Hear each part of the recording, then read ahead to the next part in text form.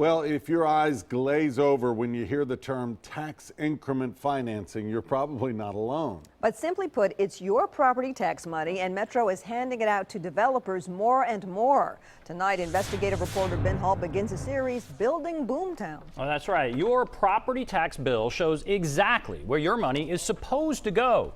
But what we found will surprise you. Let me show you all the construction that's going on out here. Diane Jarrell has watched Nashville grow from the balcony of her condo.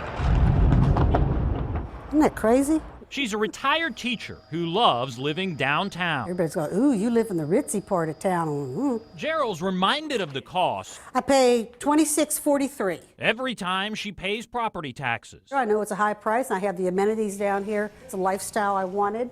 Jarrell doesn't complain about the taxes because her itemized bill shows much of it going to schools and public safety. But she was shocked when we told her almost all of her taxes actually go to MDHA, Metro's development agency.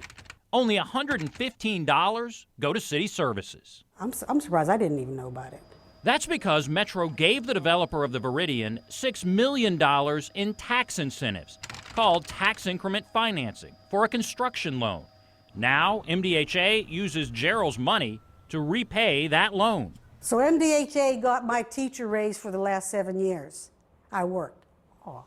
In all, residents of the Viridian paid $890,000 in property taxes last year.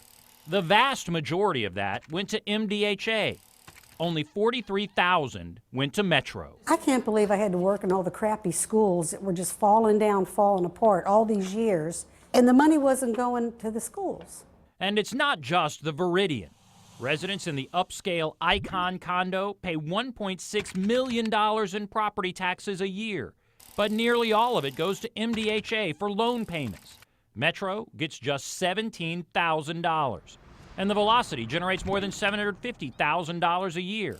But Metro gets less than $12,000. But our investigation found that long after those TIF loans are paid off, Metro routinely sends the money to MDHA to pay for more buildings, instead of keeping it to pay for things like schools. Take Nashville's iconic AT&T building. Its TIF loan was paid off back in 2002.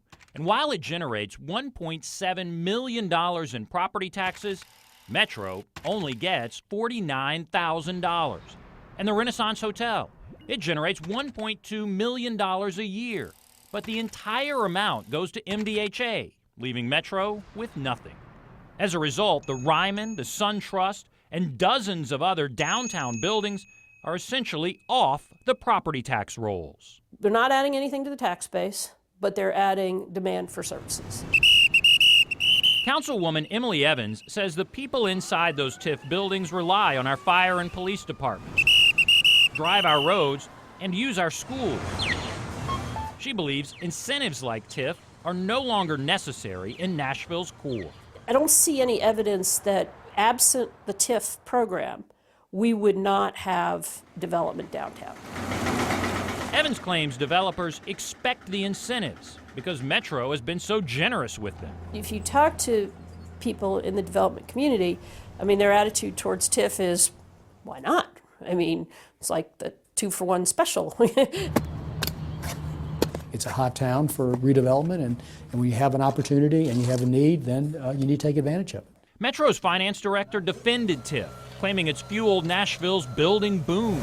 It's enhanced the downtown experience. But admits it's time to examine TIF's future. Going forward, there will need to be a discussion as to whether it's having a detrimental impact on the city's operating budget. Over time, if that continues to grow, I think there needs to be a debate. Voter beware, vote no. It's not going to go to schools, that's for sure. Diane Jarrell just wishes her tax bill showed where her money was really going. But for now, Jarrell says learning about TIF was a revelation. And now I know where they're getting all their money for all these nice things. Now, this costs Metro $17 million a year, but that number will jump dramatically in the next few years. So TIF will be a major issue for the next mayor. We found the state has concerns about whether Metro is following the law with TIF. Well, that's exactly right. They have some serious concerns. We'll have more on that tomorrow night. All right. Thanks so much, Ben.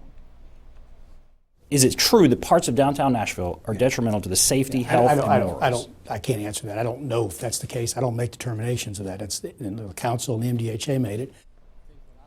Tomorrow night, we'll question the finance director about why Nashville is claiming downtown is blighted. So we'll continue following this. All right, thanks, Ben. And to make sure you tune in to Open Line tonight on News Channel 5+, Ben will be chatting with Metro Council Member at Large Charlie Tygart about tax increment financing. Open Line begins at 7 on News Channel 5+.